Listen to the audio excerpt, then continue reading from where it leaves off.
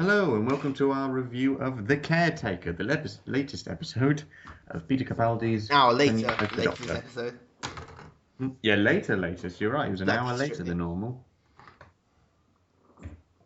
Right. I can't remember whose thoughts we did first last week. So long ago.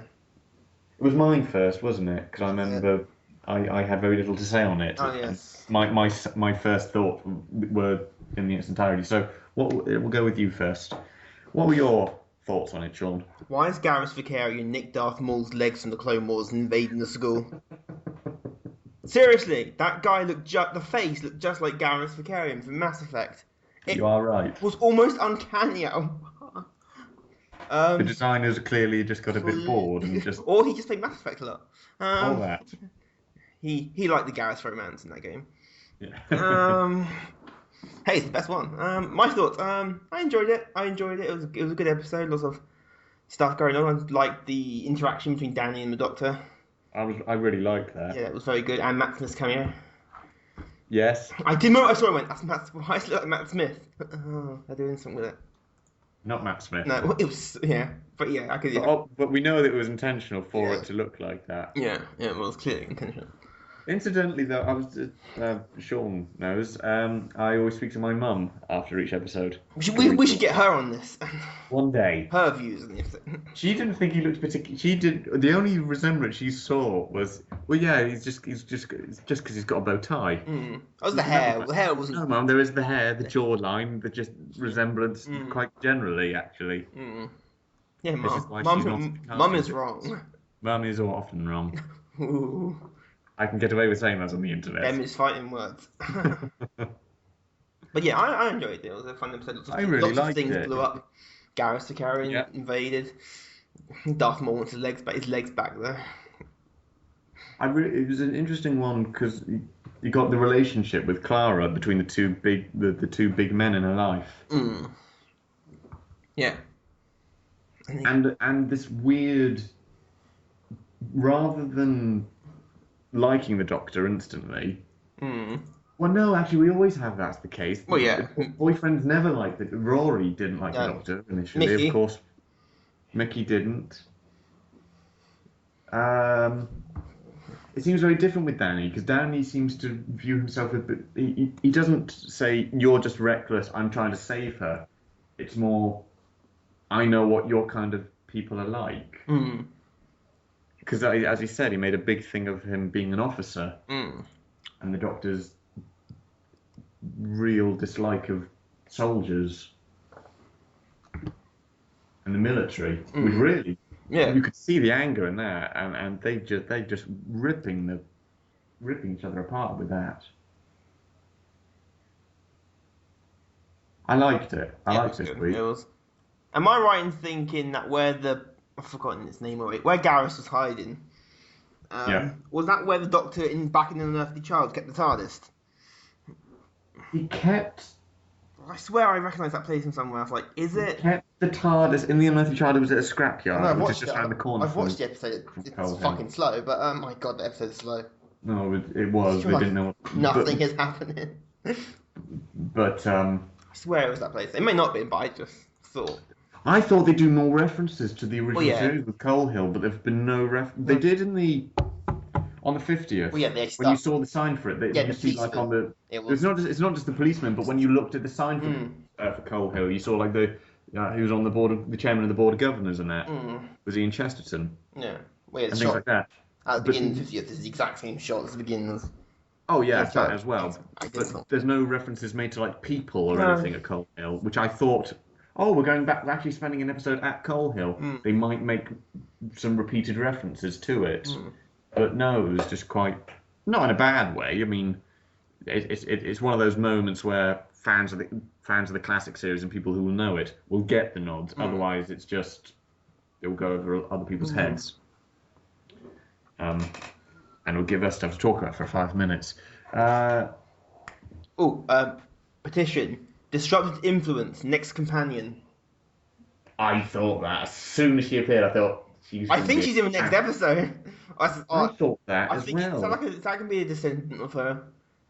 I think it might be her in the future. Yeah, I don't know how far. If it's a moon base, which is giant spiders.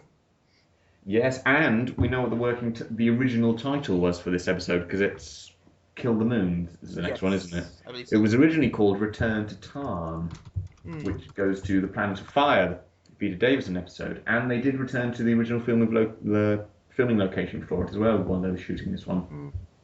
So we're going to have some nice references to that. Courtney Woods, is that the name of the girl? Yes. She's in the next episode. She is. Yeah. Well, according to Wikipedia. Hang on. Same character, same actress? It says Courtney Woods. I see the same actress. Why going? No, Chrome's not working. That's Time Heist. Wrong one.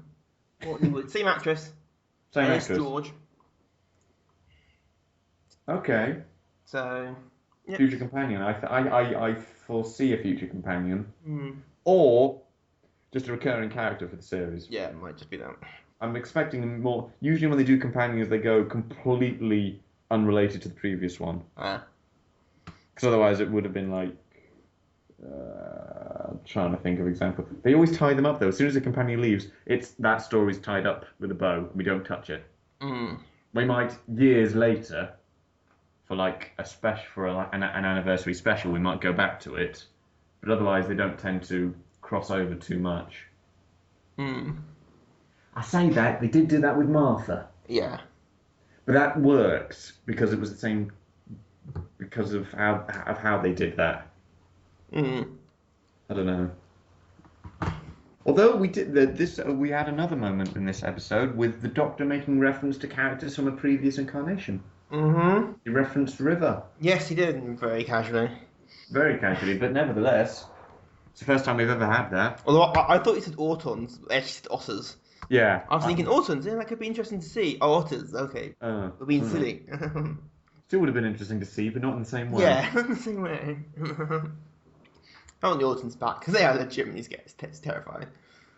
They only appeared in Rose. That was their big moment. They'll be back. They'll always be back. All the classic monsters come back at some point. There's Daleks frequently. Cybermen frequently. Not as much as the Daleks. No, God no. But Daleks are the big villains. So every Cybermen are the Two-Face to the Daleks Joker. Yes, I completely agree with that. Also, we got our first appearance of Chris Addison in Heaven. Yes. Losing his hair as well, I think. Yeah, he looks a lot older. Yeah, he does. Which made up for my confusion with you last week when you were saying, he's going to be in it. Says, no, I thought he was only appearing in the series. No, they want to do it. Oh, maybe I was wrong. And now it all ties in and says, yeah. They're auditioning. And still more questions. They're auditioning for The Apprentice. Yeah. I saw the advert before. The advert's hilarious. Watch it. The Apprentice edition. The Apprentice advert on BBC. It's hilarious. But yeah, interesting. Still more questions about where the heck... And clearly we don't know what the policeman saw out the window, but it was enough to scare him. Just nothing. He saw the canteen. Yeah. No. Oh yeah. Questions. And no answer. Although it is quite appropriate for Seb's last line to be, any questions? Yes. I got yes, lots. You. I don't know. Oh, it is interesting. Although we did also have him say, he said his personal reference for it was the Nethersphere. We had the Afterlife. Yeah. Promised Land. I have a preference for the Nethersphere. Yeah, it does sound badass. Where you go? I'm going to Nethersphere, bitch. Sounds like something Aperture Science would come up with. Yes, it really does. Nethersphere. Very intriguing. The episode didn't really have much in terms of a big threatening villain. It was very much. It was like, listen.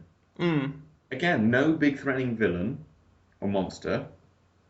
Well, there was, but it wasn't the main focus. Very, very rare there. Yeah, but it looked very goofy when it moved.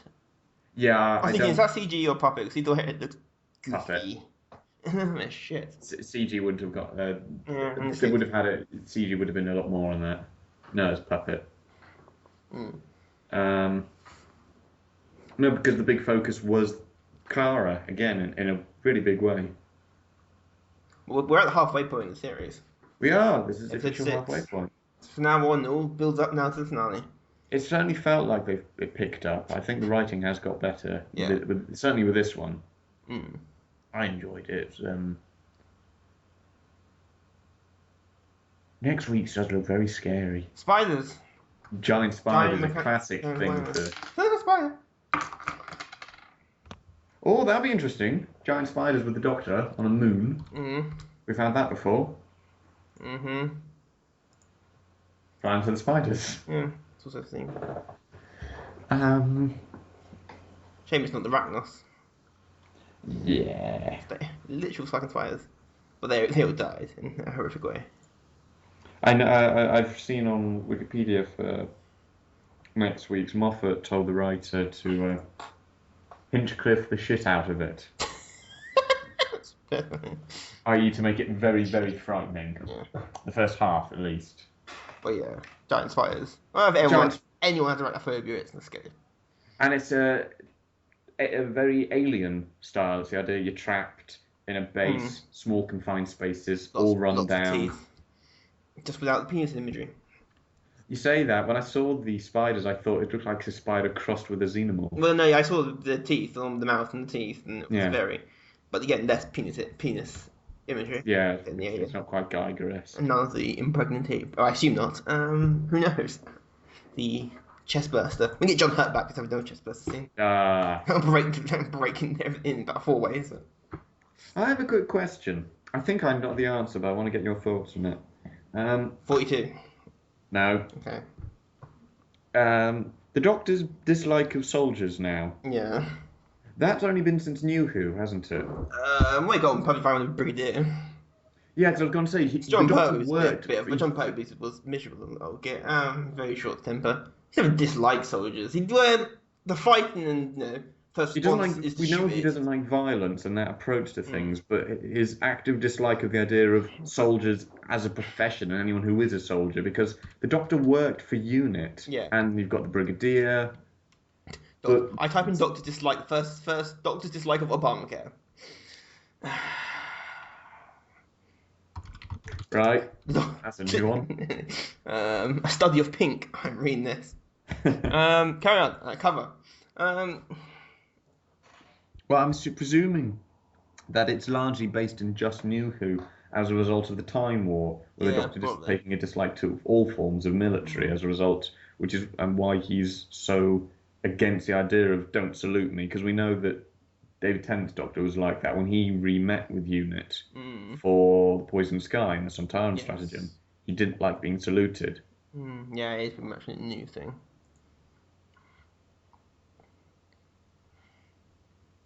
But Matt, that was the only... No, hang on. Come in. No, that was me on the chair. Oh, I just assumed someone was... It'd be scary if it was. Alex's mum, why are you here? I heard you. You got here quick. Really quick. Assume your Skype goes off. It's your mum. Oh shit. I was about to say because Matt never met with UNIT, but he did for the 50th. We did for the 50th, yeah. And the Power of Three. Did we? Because that was when we met Brigadier's daughter. Oh yeah.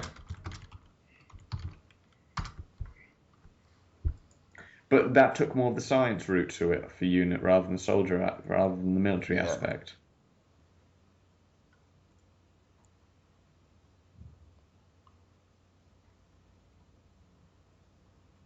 We got to see some nice detailing with the Doctor, with the relationship with other people a bit.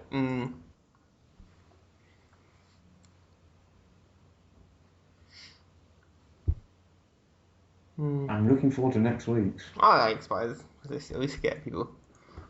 Spiders. It's always nice to go back to it. It's classic fear again. It's the same thing as childhood fears. Spiders. What's next? Peanuts. That's an allergy, not fear. Same thing. Clowns. Giant peanuts. Clowns are terrifying. You ever seen a clown? They are terrifying. They are legitimately terrifying. I know what villains you're making when you're the chief writer. There's clowns everywhere. Just an army of killer clowns, army of whoopee cushions, and... They've not done that before, have they? Clowns? A variation on it. So obviously it's always a variation on it. Yeah, a giant killer clown. Tim Curry walks in from It.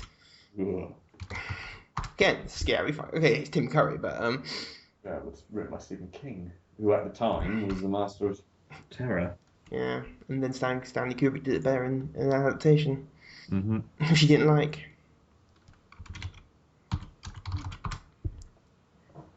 Well, there's the Happiness Patrol. They're kind of clownish. Okay, it's Licorice All Sorts gone mad, but what about they actually are quite terrifying. you kind of had them in The Greatest Show in the Galaxy. Sylvester McCoy, Seventh Doctor. Yeah, let's type it in. Boo. Yeah. Yeah, there are. There's a picture of a clown. I've seen it involved somewhere. I don't think they were ever the big main. Well, Happiness Patrol, yeah, but they are terrifying. They are. There was a clown in. Yeah, there's a picture of Ace looking very scared at a clown on the TARDIS wiki. Not really scared, more kind of what the hell. Yeah. What are you doing? You freak of. And werewolves. Yeah, they've done werewolves. Yeah, werewolves. I remember they had that one. Werewolves. All forms of werewolves. Yeah, they've done loads. We've had werewolves, vampires. Now they need to meet and fight witches. for the witches. Yeah, Mummies. Mummy on the Express. Yeah, and mummies from Mars. We've had. Yes, and after they kill the moon. And Frank Skinner's in that one. Yeah, he is. We've seen the picture of him as well. It looks like he's the stoker on the train. Perkins, isn't it? The circus itself is dominated by a sinister chief clown and a deadly troupe of robot clowns. Wow. So yeah, I've done clowns before. We need to be different. What else are people everyone's scared of? Well, maybe not everyone, but lots. Well, yeah, for spiders, you've got clowns, the dark, angels. It's difficult to try and think of physical manifestations, because otherwise you've got things like the dark, being alone, and they're difficult things to write as a scary. Heights. Yeah, it's a big thing, but how do you do an episode where the villain is heights? Ask Alf. I suppose in the same way that you do the villain is darkness. Well, yeah, well, often the villain's in the darkness. Yeah. Unless they're the Vashta Nerada. That one, I can't say. Then they are literally ish to the darkness. Yeah. Living shadows. Piranhas, and yeah. I don't know how you do a fear of heights one. You couldn't really. Ask Alfred Hitchcock. Yeah, I was going to say that's the only way I think you could do it. I've never seen the film. I've all the films where they go. What are other people afraid of? What's the big common fears? Spiders. Where you go? Spiders, heights, dark, clowns-ish. Depends. Creepy crawlies generally, but I suppose bugs that kind of spiders a lot of the time. If you're afraid of one, Essex. I think it's more dislike than fear. Yeah, fear for humanity. It's one. Yeah, I'm sure they'll find something. What else we got? Flatline. That's the episode after Mummy Express. Yeah. In the Forest of Night. That's the episode after that. And then Dark Water and Death in Heaven. I know it's Moffat on the last two. Who are the writers for the other one? Well, Mummy on the Orient Express is done by Jamie Matheson. Right. What's he written? I'll get up now. He has written for a former stand-up comedian. He's written for a number of UK science fiction TV shows, namely Being Human, Dirk Gently, and Series 8 of Doctor Who. He has also scripted the 2009 film Frequently Asked Questions About Time. Travel? Yeah, Time Travel, yeah. Which is a very funny film. Yeah, so you wrote that. After that, we've got Flatline. Flatline again is Jamie Matheson.